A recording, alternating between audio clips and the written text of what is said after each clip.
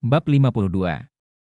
Pola berwarna ungu memanjang di punggungnya dari ekor ke leher, dan dari sana, mulai meluas dalam garis tidak lurus menjadi dua jalur, yang pertama menuju ke atas kepalanya dan yang kedua menuju ke tonjolan di atas lehernya. Energi spiritual yang aneh dengan tenang bergelombang. Teartire Lizard tiba-tiba tampak kesakitan, tapi sangat bersemangat. Tubuhnya mulai bergetar hebat. Energi spiritual yang tidak stabil ini masih melonjak dalam bentuk garis berwarna ungu, tetapi tingkat gelombang ini jelas melebihi apa yang bisa dilakukan oleh binatang ajaib langkah kedua. Evolusi. Kadal Eartire ini ingin berevolusi. Penatua yang cacat itu berteriak ketakutan. Evolusi binatang ajaib bukanlah hal yang langka, tetapi umumnya, hanya binatang ajaib di atas langkah kelima yang memiliki kemungkinan untuk berkembang. Kadal api bumi ini hanyalah binatang ajaib langkah kedua, tetapi setelah menerima darah Long Hao Chen, ia ingin berevolusi. Dengan suara peu, turbulensi berwarna ungu yang intens tiba-tiba muncul di udara, dan segera, tubuh setinggi 1 meter itu mulai tumbuh dengan kecepatan tinggi yang bisa dilihat dengan mata telanjang. Evolusi tidak hanya tentang ukuran tubuhnya, sisiknya juga mengalami perubahan yang luar biasa, dari penampilan aslinya yang datar dan licin, menjadi lebih tajam dan lebih panjang, tampak lebih tebal. Perubahan yang paling aneh terjadi pada tonjolan di atas lehernya. Tonjolan ini, tanpa diduga, meluas bersama dengan bagian tubuh lainnya. Dengan suara puci, tubuh kadal api bumi tiba-tiba menjadi kaku, dan segera setelah itu, dari tonjolan di lehernya, sebuah kepala baru mulai terbentuk, muncul di sisi bekas kepalanya. Saat ini, tubuhnya tumbuh 2 meter dari panjang semula 1 meter. Cahaya ungu tiba-tiba bersinar dan seolah-olah semuanya menjadi tidak bergerak. Pola berwarna ungu meluas ke kepala keduanya, beberapa jejak tonjolan terbentuk di atas kepala kedua ini, itu tampak jauh lebih ganas. Tampaknya setelah evolusi, tidak ada perbedaan antara kepala kedua dan kepala pertama. Satu-satunya hal yang tidak serupa adalah warna matanya. Kepala kedua ini memiliki sepasang mata berwarna emas. Setelah evolusi Eartire Lizard, 4 anggota tubuh utamanya menjadi lebih tebal dan cangkang di punggungnya lebih tahan. Kemunculannya yang baru setelah berevolusi, mengakibatkan sepasang kepala ini tidak lagi terlihat cacat seperti dulu karena bekas tonjolan di lehernya. Setelah berevolusi, di pangkal leher kepala kedua, tonjolan baru muncul lagi. Hanya saja, ternyata tidak sebesar bekas tonjolan itu, ternyata hanya sebesar kepalan tangan. Tingkat menengah keempat. Yehua dan sesepuh cacat saling memandang, bertatap muka, di mata mereka, terlihat keterkejutan yang ekstrim. Setiap langkah binatang ajaib dibagi menjadi peringkat rendah, peringkat menengah, peringkat tinggi, dan peringkat puncak. Melompat dari peringkat tengah langkah kedua ke peringkat tengah langkah keempat adalah evolusi 8 tahap. Bahkan tidak berbicara tentang pernah melihat itu di masa lalu, mereka bahkan belum pernah mendengar tentang fenomena semacam ini. Evolusi biasa dari binatang ajaib seharusnya hanya membuat sedikit perubahan pada tubuh paling banyak, meningkatkan kekuatan sedikit dan meningkat dari peringkat menengah ke peringkat tinggi. Evolusi langkah adalah sesuatu yang tidak pernah mereka dengar, tetapi itu baru saja dilakukan oleh kadal api bumi di depan mata mereka. Tidak, itu tidak bisa disebut kadal api bumi lagi. Atribut kepala kedua benar-benar berbeda, memancarkan aura suci. Ras kadal berkepala dua dengan 2 jenis binatang ajaib, spesies apa itu? Secara khusus, setelah terobosan yang terjadi selama evolusi ini, penampilan baru kadal api bumi ini bukan lagi sebagai makhluk ajaib yang tidak berguna lagi. Yehua memberi perhatian khusus pada tonjolan baru yang muncul dari kepala barunya. Mungkinkah kepala ketiga akan muncul dalam evolusi selanjutnya dari kadal api bumi ini? Yehua menelan seteguk air liurnya dan bertanya kepada sesepuh di sisinya, "Tetua, apakah kamu mengenali jenis binatang ajaib ini?" Orang tua itu tertawa getir saat dia menggelengkan kepalanya, tidak sedikit pun. Tidak ada seorang pun yang dapat mengidentifikasi semua jenis binatang ajaib, terutama yang dipanggil dari dimensi yang berbeda. Sepertinya si kecil ini mengambil harta karun. Selama kadal ini dapat berevolusi sekali lagi, Long Hao Chen akan memiliki tunggangan yang luar biasa. Y1, apa yang dia lakukan? Saat mereka berbicara, kadal berkepala dua yang baru saja menyelesaikan evolusinya menurunkan sepasang kepalanya. Long Hao Chen memperhatikan dengan penuh perhatian, juga terkejut dengan evolusi. Ekor panjang diayunkan dari belakang ke depan dan kepala kedua menggigitnya, mengeluarkan darah berwarna ungu hambar. Dengan evolusi ini, warna darahnya juga berubah secara tak terduga. Tanda persetujuan muncul sekali lagi, tetapi tanda persetujuan di punggung kadal ini tidak bertambah besar seiring dengan evolusi. Kali ini, kadal lah yang memicu kemunculannya. Ekor panjang perlahan bergerak maju, darah ungu mengalir di ujung ekornya, langsung mengarah ke tanda di dahi Long Hao Chen. Tubuh Long Hao Chen tetap kaku saat dia merasakan arus panas yang hangat mengalir ke dahinya, dan langsung menyebar ke seluruh tubuhnya. Balas budi. Dia menggunakan darahnya sendiri untuk mengirimkannya ke Hao Chen. Ye Hua kagum dengan pemandangan ini. Semakin tinggi level binatang ajaib, seharusnya semakin cerdas. Binatang ajaib yang berada di atas anak tangga ke-6 seharusnya memiliki kecerdasan yang lebih tinggi dari manusia, tapi kadal berkepala dua di depan mata mereka tampak sangat cerdas. Ia bahkan mempelajari metode yang digunakan Long Hao Chen untuk membantunya menebus kekurangan darah Long Hao Chen. 2 kepala, 4 mata, 2 merah dan 2 berwarna emas, dengan hangat menatap Long Hao Chen, tubuh kadal berkepala dua bergetar ringan. Pembuluh darah mulai muncul, dari dahi Long Hao Chen ke seluruh tubuhnya. Dia merasa seolah-olah seluruh tubuhnya adalah semacam tempaan dan tidak dapat mengatakan apakah dia merasa sakit atau nyaman. Dia hanya bisa secara samar-samar merasakan pembuluh darahnya terisi dengan perasaan panas yang menyengat, mengalami perubahan yang mampu mengubah langit dan bumi terbalik. Perasaan tumpulnya berangsur-angsur menghilang dalam perasaan panas yang menyengat ini. Darah hambar mengalir keluar dari tubuh kadal berkepala dua, berbentuk lingkaran merah, perlahan berkumpul dan kemudian berkumpul menjadi tanda kesepakatan di punggungnya. Long Hao Chen dan kadal itu bergetar secara bersamaan, dan kedua belah pihak merasakan perasaan familiar yang samar-samar. Kontrak darah mereka bahkan lebih dalam daripada hubungan antara tuan dan pelayan. Penatua yang cacat itu tanpa sadar berteriak, memulai hubungan darah untuk menyelamatkan tuannya. Kadal berkepala dua ini benar-benar membalas kebaikan Hao Chen. Ye Hua juga tahu tentang kontrak darah, jenis kontrak ekstrim yang langka. Selama Long Hao Chen sedikit terluka, kadal berkepala dua ini juga akan dirugikan. Dan jika Long Hao Chen mati, maka niscaya dia akan mati juga. Namun, jika dia yang mati, itu tidak akan mempengaruhi Long Hao Chen sedikit pun. Kontrak darah dikatakan memiliki banyak kegunaan lain, bahkan mungkin bagi seseorang untuk mengirimkan kemampuannya kepada tuannya melalui itu. Meskipun secara umum, tidak ada binatang ajaib yang mau memasuki kontrak semacam ini. Dengan demikian, misteri kontrak darah adalah sesuatu yang hanya diketahui oleh beberapa orang. Tetua yang cacat menarik napas dalam-dalam, berbicara perlahan. Apakah kadal ini bisa atau tidak bisa berevolusi sekali lagi di masa depan? Dia akan lebih dekat dengan muridmu daripada rekan ksatria lainnya. Ini, mungkin, sesuatu yang bermanfaat datang dari kemunduran ini. Cahaya berangsur-angsur menghilang dan pola urat ungu di tubuh Long Hao Chen perlahan menghilang. Kadal berkepala dua mengambil kembali ekornya, maju ke sisi Long Hao Chen, menggunakan kedua kepalanya untuk mengelus kakinya dengan lembut. Saya memiliki teman yang luar biasa. Namaku Hao Chen, dan aku akan memberimu nama ini, Hao Yu 2. Bab 53. Ping, ping, ping pintu diketuk. Lil, bro, kita harus berangkat. Apakah kamu siap? Li Xin memukul pintu dengan gaya tidak seperti wanita saat dia memanggil. Saya siap, saya siap. Membuka pintu, Long Hao Chen keluar dari ruangan. Mata Li Xin bersinar, wah, sangat tampan. Long Hao Chen mengenakan pakaian prajurit putih, rapi dan fungsional.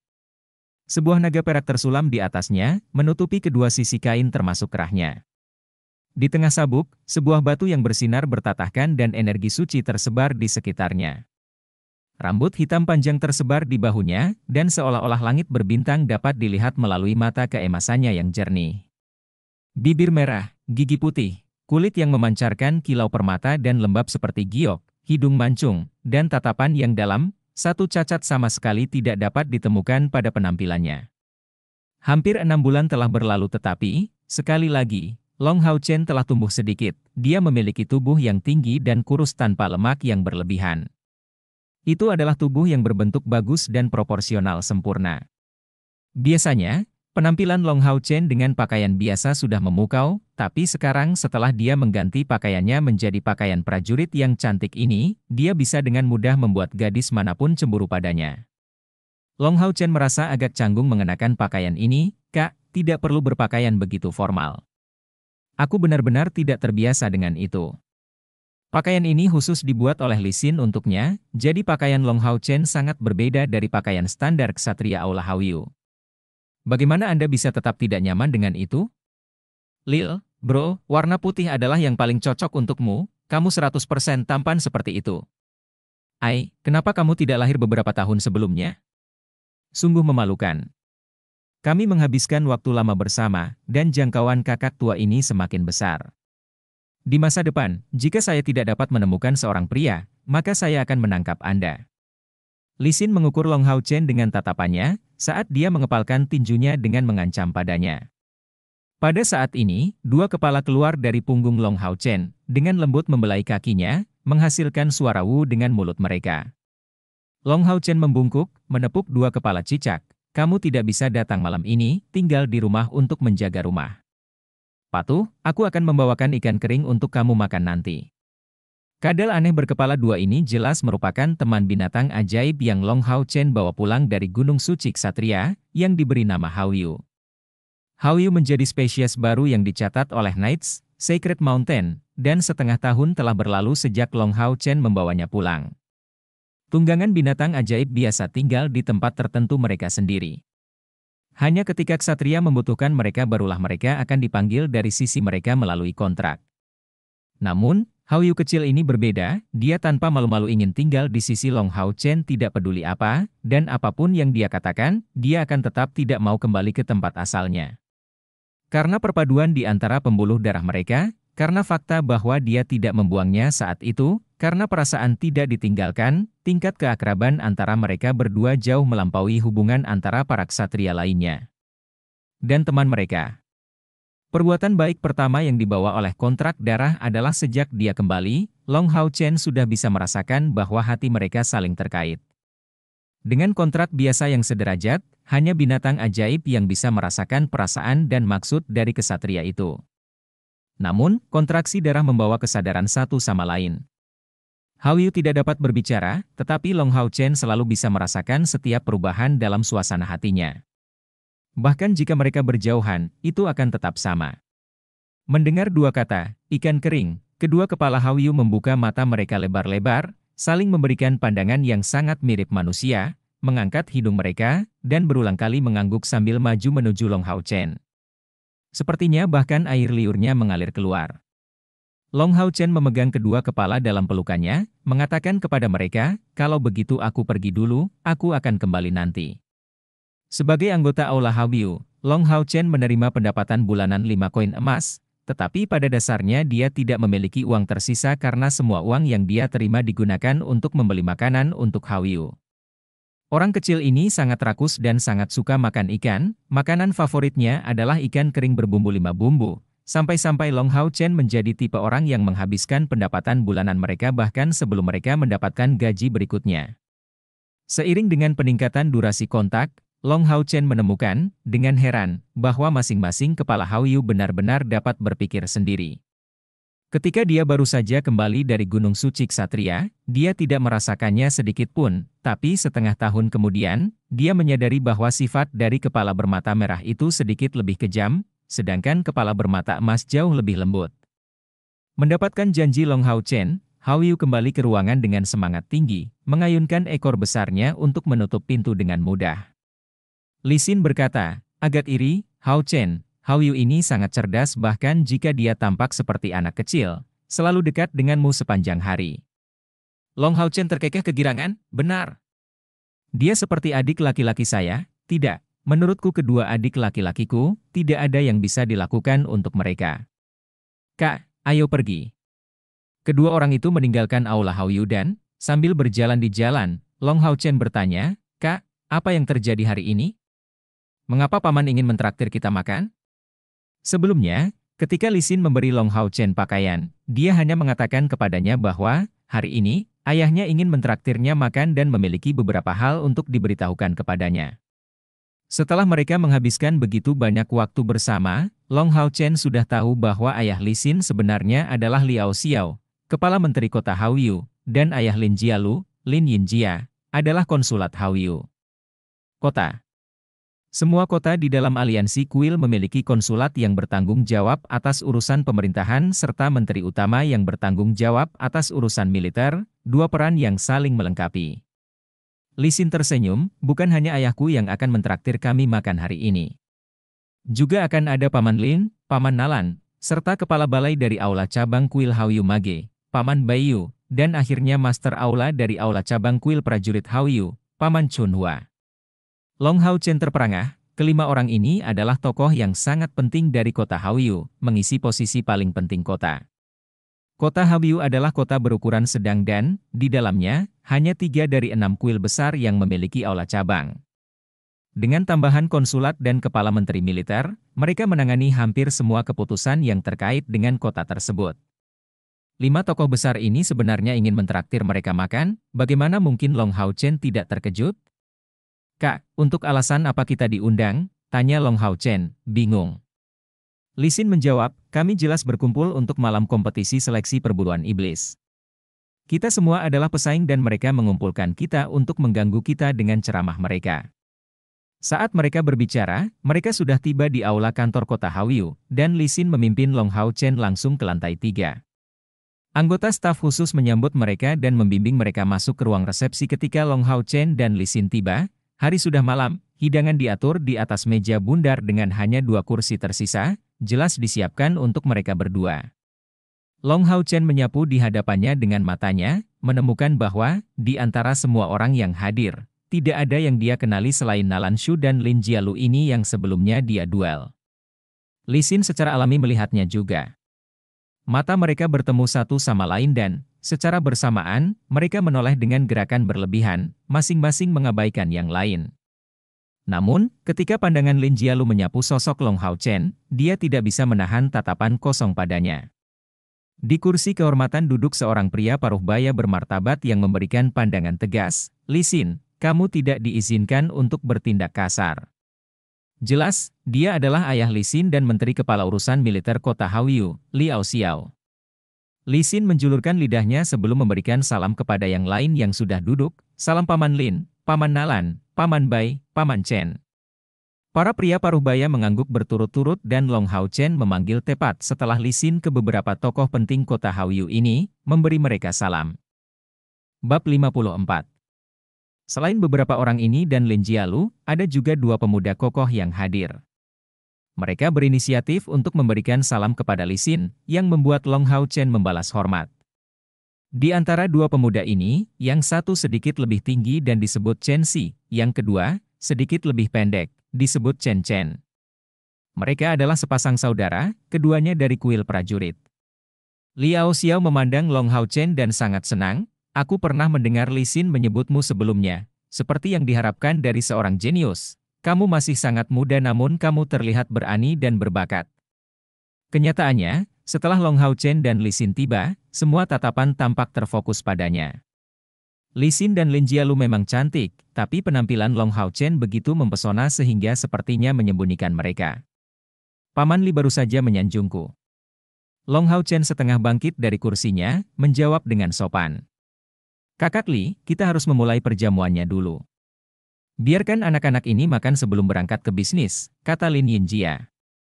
Liao Xiao berkata, benar, kita harus melanjutkan seperti itu. Tidak perlu sopan semua orang, makan tanpa pengekangan. Tidak termasuk Long Hao Chen, semua orang tahu secara kasar apa yang akan dibahas hari ini, meski suasananya jauh dari semangat, tetap saja nyaman. Secara khusus, 2 bersaudara Chen Xi dan Chen Chen melahap makanan dengan rakus. Porsi mereka bahkan lebih mencengangkan daripada Li Xin. Tentu saja, Long Hao Chen tidak akan pernah menyebutkan itu kepada Li Xin. Setelah makan dan tidak minum alkohol, semua orang dengan cepat hampir kenyang. Hampir seluruh makanan telah memasuki perut beberapa anak muda ini. Liao Xiao berbicara, kompetisi seleksi perburuan iblis akan segera dimulai, dan kalian berlima adalah elit dari kota Haoyu kami yang telah dipilih untuk mengambil bagian dalam kompetisi. Makanan ini telah disiapkan untuk menyehatkan Anda dan, pada saat yang sama, untuk kami peringatkan. Sekarang waktunya telah tiba, Long Hao Chen meletakkan tangannya dan dengan penuh perhatian mendengarkan. Lin Yinjia melanjutkan, kompetisi seleksi perburuan setan sangat penting bagi aliansi kuil kita, tradisi ini sudah ada sejak lama. Dapat dikatakan bahwa selama ribuan tahun ini, aliansi kuil kita tidak dimusnahkan oleh ras iblis, karena keuntungan dari perburuan kelompok iblis. Kami akan melanjutkan dengan cara ini, biarlah ketiga aula cabang kami memperkenalkan kepada kami keadaan anak-anak yang Anda pilih ini. Kakak laki-laki Chen, tolong. Master Hall of the Warrior Temple adalah seorang pria paruh baya yang tinggi dan kokoh. Mendengar kata-kata Lin Yinjia, dia mengangguk, Chen Si dan Chen Chen, kalian berdua telah menjadi elit kuil prajurit kami selama beberapa tahun ini. Chen Si akan berusia 24 tahun ini, tepat di bawah batas usia 25 tahun untuk kompetisi seleksi perburuan setan. Dia Grandmaster Perang peringkat kedua, prajurit perisai ortodoks dengan pertahanan yang sangat baik. Sistem peringkat kuil prajurit mirip dengan kuil ksatria, langkah Grandmaster Perang adalah langkah keempat dari panggilan prajurit, setara dengan langkah Grand Knight. Chen Si dan Chen Chen adalah dua bersaudara yang tampaknya cukup terus terang. Mendengar perkataan Chen Chunhua, mereka langsung berdiri. Chen Chunhua jelas menyukai kedua murid ini, dan berkata dengan sangat bangga, Chen Chen 2 tahun lebih muda, adik laki-laki Chen Si, seorang pengamuk yang mahir melakukan pelanggaran. Liao Xiao dan Lin Yinjia terlihat sangat terkejut. Hanya pemuda di bawah 25 tahun yang diizinkan untuk berpartisipasi dalam kompetisi seleksi perburuan setan, dan mereka harus mencapai langkah ketiga dari panggilan mereka untuk diterima. Kedua pemuda dari kuil prajurit ini telah mencapai langkah keempat, itu memang mengesankan dari mereka. Ke kota manapun, memilih salah satu pemuda mereka untuk bergabung dengan Demon Hunt adalah suatu kehormatan yang tinggi. Jika dia bisa mendapatkan peringkat yang baik selama kompetisi seleksi, konsulat, menteri kepala militer, serta master balai cabang akan dianugerahi. Liao Xiao tampak sangat senang, sangat bagus, sangat baik, muda dan menjanjikan. Saya sangat berharap Anda memasuki tahap terakhir kompetisi. Kepala Aula Kuil Penyihir, Bai Yu, menunjukkan wajah tersenyum, langkah keempat dalam panggilan mereka, seharusnya tidak ada masalah dengan mereka, dengan perlindungan kedua anak ini, mereka seharusnya tidak memiliki masalah dalam mendapatkan hak untuk masuk kualifikasi. Semua orang di sini pasti akrab dengan Jialu, dia benar-benar jenius di kuil penyihir kita. 21 tahun, seorang penyihir berspesialisasi dalam mengikat es, dan sudah menjadi Grand Mage langkah keempat. Meskipun Lin Yinjia telah mencoba yang terbaik untuk mengendalikan emosinya, dia tidak bisa menyembunyikan kebanggaan dalam pandangannya saat mendengar presentasi Bai Yu. Pada gilirannya, Liao Xiao berkata, anak ini, Jialu benar-benar memiliki potensi yang besar, dia pasti akan menjadi harapan masa depan kota Haoyu kita. Mendengar ayahnya memuji Lin Jialu, Li Xin segera merasa tidak puas dan tidak bisa menahan diri untuk tidak menjawab, ayah, tolong jangan membuat jiwa orang lain tampak lebih besar daripada saat menurunkan martabatmu sendiri. Bagaimanapun, putri Anda sudah menjadi ksatria agung langkah ketiga meskipun 3 bulan lebih muda darinya. Liao Xiao memelototinya, hanya mengoceh. Lin Jia tertawa, kalian berdua gadis. Bahkan setelah sekian lama, Anda tidak bisa melupakan ketidaksetujuan Anda sedikit pun. Anda harus ingat bahwa, kali ini, dalam mengikuti kompetisi seleksi perburuan setan, Anda harus bergabung jika ingin memperoleh kualifikasi untuk bersaing. Ini sangat berbahaya, jadi ketika saatnya tiba, Anda tidak bisa membiarkan ketidaksepakatan menghalangi Anda. Li Xin dan Lin Jialu bertukar pandang sebelum tiba-tiba memalingkan muka dengan gerakan berlebihan. Nalan Shu terkekeh, Siner telah mengatakan segalanya tentang kultivasinya sendiri, dia menghususkan diri sebagai Retribution Knight. Adapun Hao Chen, saya harus merahasiakan tingkat kultivasinya, tetapi saya dapat memberitahu Anda usianya. Hao Chen akan, tahun ini, berusia 14 tahun, berspesialisasi sebagai ksatria penjaga. 14 tahun? Kecuali dari Liao Xiao yang mengetahui beberapa fakta sebelumnya, semua orang tidak bisa menahan napas. Alis Lin Yinjia mengerut saat dia berkata dengan suara rendah, Nalan Hallmaster, apakah kamu bercanda? Bagaimana kami dapat mengizinkan anak berusia 14 tahun berpartisipasi dalam seleksi? Jangan beritahu saya bahwa Anda tidak tahu bahwa mereka harus membunuh setidaknya 5 tentara ras iblis per orang agar memenuhi syarat untuk berpartisipasi. Nalanshu menjawab, tenang dan tidak tergesa-gesa, guru dari anak ini adalah Yehua, wajah zombie yang dikenal sebagai Asuraye di aula cabang kami. Semua orang tahu karakternya, dan dia mengatakan bahwa muridnya yang berharga memenuhi syarat untuk berpartisipasi dalam kompetisi seleksi perburuan setan, tidak mungkin dia berbohong. Juga, kuil ksatria kita tidak mungkin mempertaruhkan nyawa seorang jenius muda hanya untuk bercanda. Alis Lin Yinjia berkerut seperti sebelumnya, sambil menatap Liao Xiao, Chen Chunhua, dan Nalanshu tanpa berkata apa-apa. Bayu dengan tenang menatap Nalanshu, Fatih Nalan, kamu harus tahu bahwa ini tidak hanya berhubungan dengan hidupnya. Jika ada yang menahan tim, itu bisa menyebabkan mereka dimusnahkan. Nalanshu mendengus keras, sebelum berbicara kembali, jangan khawatir, jangan khawatir. Meskipun saya tidak tahu pada tingkat apa yang telah dicapai budidaya Hao Chen, saya dapat memberitahu Anda semua bahwa dia pasti akan memasuki final kompetisi seleksi perburuan setan ini, bersinar di atas kemegahan 5 kuil besar. Nalanshu terus terang mengucapkan kata-kata ini tanpa ragu-ragu, wajahnya menunjukkan kepercayaan diri yang sangat besar. Long Hao Chen duduk di sana tanpa sepatah kata pun. Yehua telah memperingatkannya berulang kali bahwa dia tidak dapat dengan mudah mengungkapkan tingkat kultivasinya saat ini, bahwa dia setidaknya harus menunggu partisipasi formal untuk kompetisi seleksi perburuan iblis untuk mengungkapkannya, jadi dia saat ini hanya bisa menutup mulutnya. Pada saat ini, Lin Jialu tiba-tiba berbicara, "Ayah, Paman, saya percaya kata-kata Paman Nalan. Ini karena saya sebelumnya berkompetisi dengan adik laki-laki Long. Dia sangat kuat." Mendengar Lin Jialu berbicara untuk mendukung Long Hao Chen, Li Xin langsung menjadi waspada, menggeser kursi tempat dia duduk untuk maju menuju Long Hao Chen. Liao Xiao mengangguk, saya juga telah mendengar Xin Er berbicara tentang kekuatan Hao Chen, dan saya percaya bahwa dia benar-benar memiliki kemampuan untuk berpartisipasi dalam kompetisi ini. Ujian untuk melihat apakah mereka memiliki kualifikasi yang diperlukan untuk berpartisipasi dalam kompetisi seleksi perburuan iblis benar-benar keras. Jika seseorang ingin berpartisipasi, dia harus mendapatkan hak untuk mengikuti kompetisi terlebih dahulu. Sesaat yang lalu, kakak laki-laki Lin berkata begitu.